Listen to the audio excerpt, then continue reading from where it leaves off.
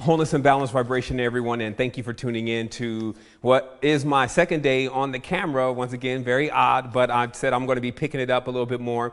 And I got to deal with a situation today that a lot of people are asking me the same question about.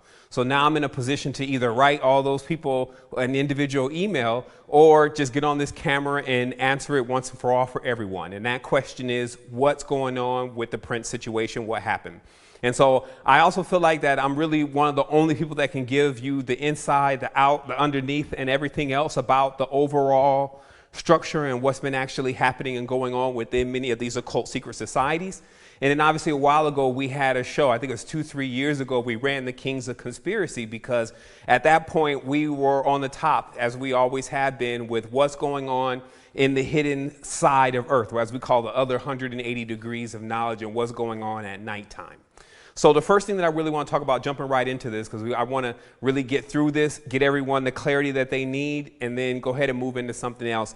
And the first thing is to actually understand what kind of contract Prince was under when he signed with Warner Brothers in 1978. Now, you've seen enough of these conspiracy theory videos to know that there is a heavy relationship with the quote-unquote Illuminati and many of the secret societies and Hollywood and the music industry. But it's even deeper than that. People need to understand that they're just getting the surface of what's going on. They're seeing symbols that actually don't even relate to these cults, meaning that the Illuminati uses the eye in the pyramid, but the eye in the pyramid is related to the Kemetan culture. So what they're actually doing is they're hijacking powerful symbolism and saying that they actually, that symbolism is theirs and that they represent that in order to do what they've been doing the whole time, which is steal signet rings, steal ancestral names, and steal even bodies in order to attempt to give themselves more power through the resonance or the energy that goes along with those objects. Okay, so what you need to understand is that this particular group, and you'll see it now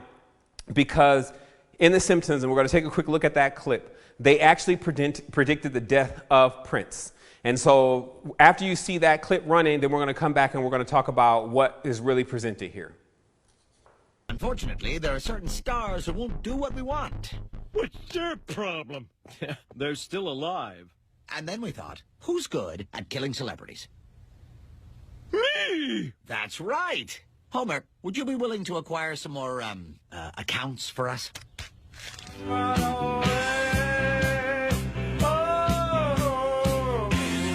Psycho killer.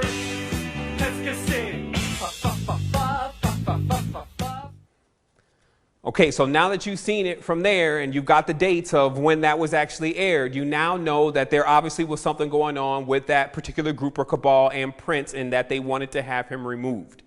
So when we really dig deep into it, we find also that The Simpsons seems to be like the futuristic prediction channel for whatever Freemasonry and these secret societies are going to do next. And there's a reason for that. It's actually encoded within the word Simpsons. Who are the Simpsons? Who are the Sims?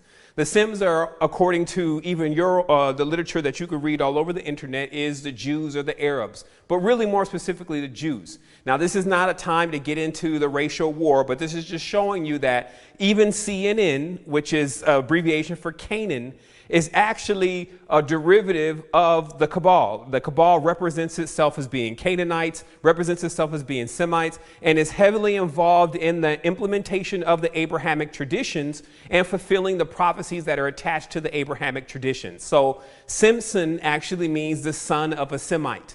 So what you see going on is you see the Sims basically being the platform that's used to give you the predictions of what the Semites say that they're going to do next.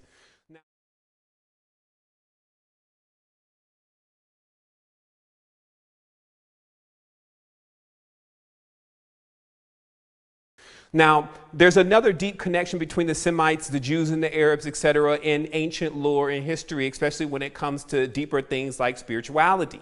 And what that connection is that obviously they are fighting back and forth over control and dominion of the people. And you have two chief gods, in this sense it's Allah and Jehovah, that are going back and forth in these battles, but they're really more of groups of people that are looking to control the populace with these religious and dogmatic cultures. Okay?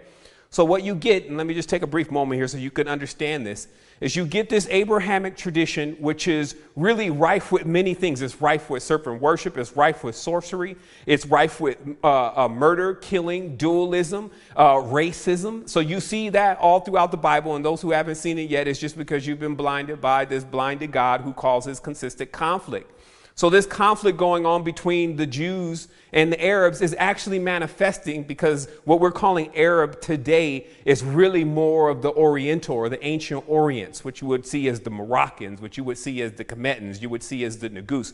So what you have going on is actually where you get guys that are Kabbalistic priests like Jimmy Levine, Lyre Cohen, that have actually started up a coven. That's the good word for it. They've started a coven and they're using the African Americans or those of African or melanated descent to actually begin to continuously lead all the people, not just black people, but all the people astray with their talents. So that's what the music industry is. So when they get people to sign these contracts, or they get these guys to sign these contracts are bound by spells. That's what the language is about. It's about spells. That's why they call it spelling.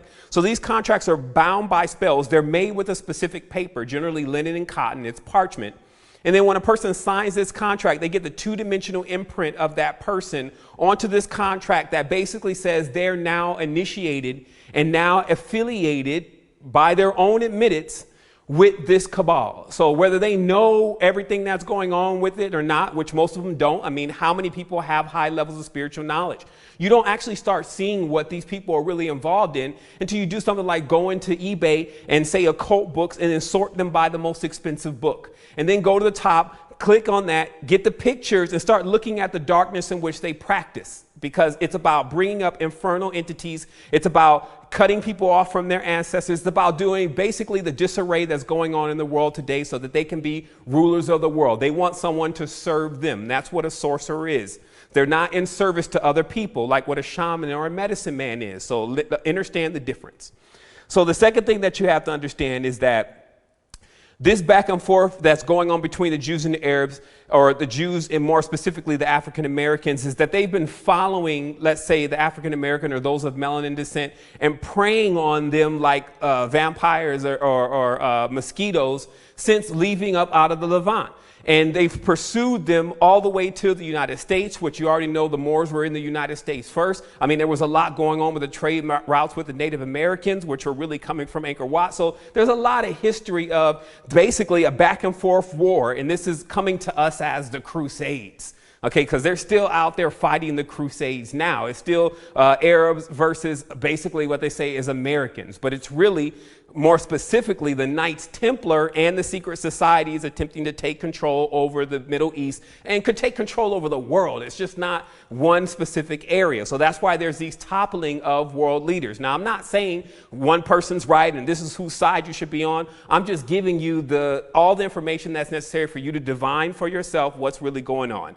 So Prince was under one of those contracts. And just like any of these other guys that you see sign these contracts, Fetty Wap and all the rest of Dr. Dre's, and well, he's going to definitely know more about what he's into, have signed this contract. And what this contract links them into is Baphomet. Now, many people don't actually know what Baphomet is, but what it is the corruption of even the word Muhammad.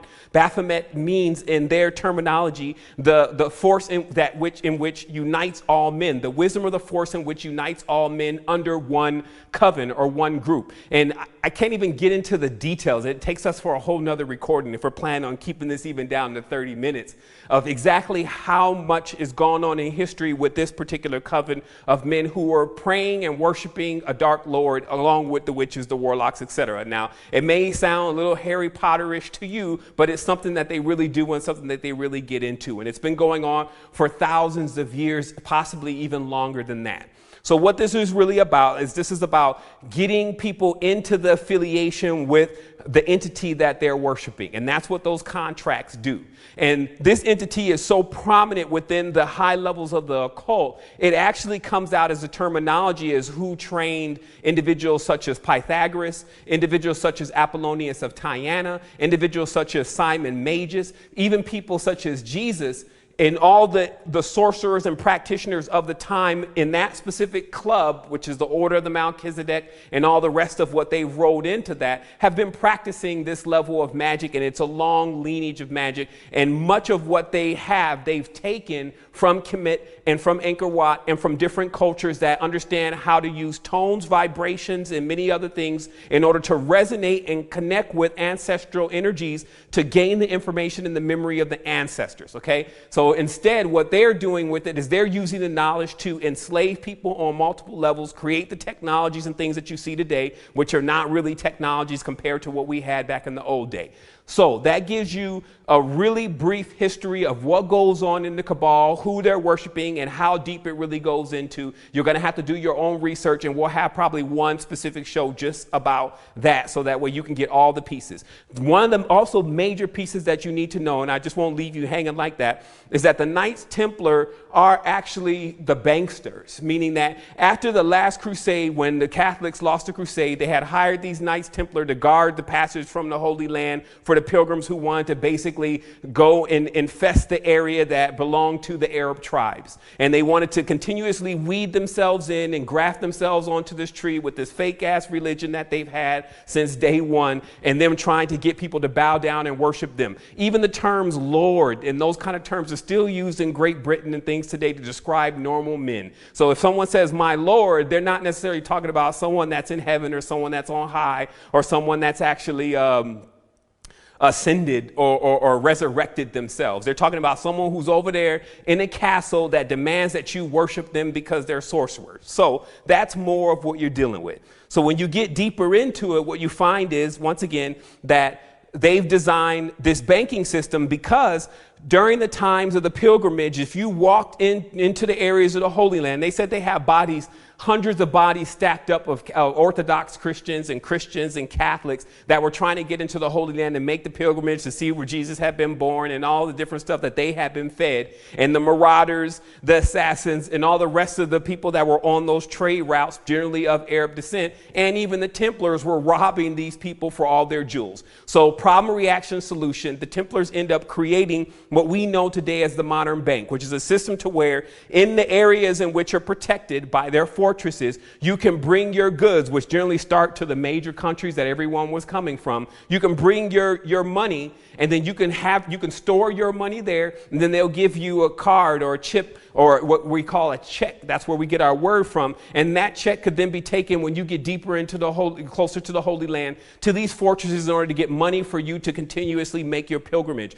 rather than carry all the money on you and get robbed and get killed. So this was a real thing. In addition to that, because the Knights Templar were not directly related to the Catholics, but actually more related to something much more darker than what even the Catholics were involved in, they were actually like hired guns for the Catholics. So what ended up happening was that the Catholic Church granted them the ability to actually begin to charge interest. And this is the major thing, because nobody was actually able to charge interest. It was known as a sin. Even in Islam today, you cannot charge interest because it is a predatory way of putting another person in debt. So the Knights Templar were the first ones to really have interest. They were the first ones to really start banks and have this banking system. And on top of that, they began to lend money. They became they became the strongest financial support for Christianity as we know it today. And they also began to lend money to many of the kings and royal people of that time, and so many people were in debt to the Knights Templar.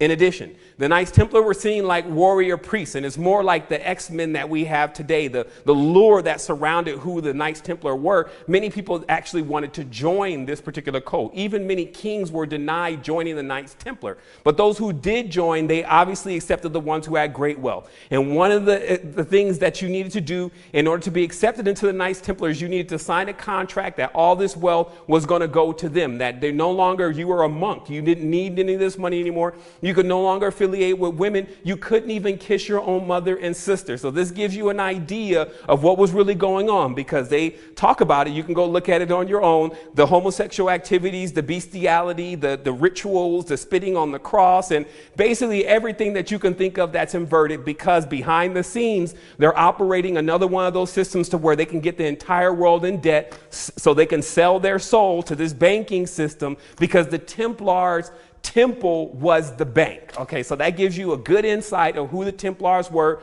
who the Cabal is, who the Jewish side, the Semites really are, and why also they utilize those that are melanin dominant, because they understand that the melanin is something that attracts others. And so you see it today in the music industry, in the sports industry, soccer, baseball, any kind of sport. And again, it's not just melanated people, but they do prey on the melanated. The melanated are still in streets, grottos, brainwashed. I mean, think about what's really happening here is written right on the wall. But see, this involves all of humanity. And that's why it's important, I felt today, for me to get on here and tell everyone what exactly happened to Prince and what exactly is really going on. So that way people can get more clarity about the situation, because they're going to start seeing things in the future. But knowing is half the battle. So if you want to prepare yourself, your mind, your body, and your soul to do what you need to do in order to be able to be fortified and strengthened truly, not by some dogmatic tradition, not by some Germanic god named Good in the sky, but the power that you possess within yourself, black, white, Asian, whatever your color may be, collapsing the prism and getting back into the totality of yourself is what we're all about. And we're engaged. This is not, oh, namaste, only love and light. This is darkness, evil, and wickedness going about the land. So as the divine masculine, if we're just going to sit here and act like nothing's going on, especially if we know something, then we're fools. But also, if we're going to attack them with even if you can pull the greatest weapon of war, it belongs to them. So this is about working on an entirely different level in order to neutralize an issue that we've had preying on us for thousands of years. So going forward, now understand that Prince had gotten himself into one of those contracts. Now, listen to what's happening. Listen to what's going on. You can see in this video that I'm about to show you that Prince gets on the show with, I think this is Tavis Smiley. I'm not sure exactly who the host was because I've seen the video one time, but he gets on and he starts talking about the conspiracy of chemtrails. Who have you felt most often like in the ring fighting the record industry? Like Jack or the opponent? Oh, like Jack. Like Jack? Yeah. Tell me why. Well, because I knew I was right. Mm-hmm. You know, we talked about this in our very first interview and conversation together. It's obvious now that artists are supposed to own their master recordings. I mean, in the future, it'll be unconscionable to even think you can take somebody's creation and claim ownership of it. See, unfortunately, this discussion is going to start to barrel into a discussion about the human genome and the DNA and all the rest of it. When it gets there, then we're going to be in the deep water. Mm-hmm. See, so it's better to start the conversation now before we get into God talk. Tell me about Dreamer. Oh, well, when I saw the State of the Black Union, Dick Gregory really moved me and a lot of my friends. I show it to everybody that comes over the house, especially white folks, because they need to hear that, you know, so that they know more about all of us. Mm-hmm. Because what he said affects all of us. He said something that really hit home about this phenomena of chemtrails. And, you know, when I was a kid, I used to see these trails in the sky all the time and say, oh, that's cool. A jet just went over. And then you started to see a whole bunch of them. And next thing you know, everybody in your neighborhood was fighting and arguing and you didn't know why. Mm-hmm. Okay, and you really didn't know why. I mean, everybody was fighting.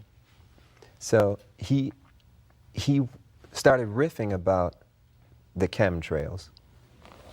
And he started to say things that hit home so hard. And I would recommend that everybody try to get what he said online or wherever and try to get a copy of it and just listen to it. Mm-hmm. Because I was so moved that the other thing is the first line of the song says I was born on the same plantation in the United States of the red, white, and blue. And we live in a place now that feels just about like a plantation.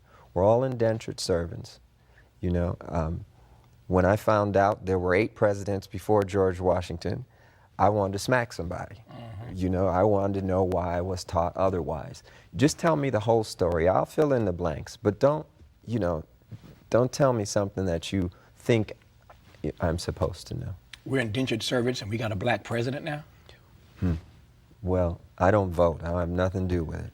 I got no dog in that race. Obviously, this is light work for someone who gets into conspiracies, but for an actor and a star at this particular time to be actually looking at chemtrails and then also hinting and saying that he's been listening to Dick Gregory, then other people should listen to Dick Gregory. What's actually happening? What's going on behind the scenes? Prince is not just listening to Dick Gregory, but even if he is, if you can see enough in Dick Gregory's work where he just completely lays out the Queen of England and lays out everything on what's going on.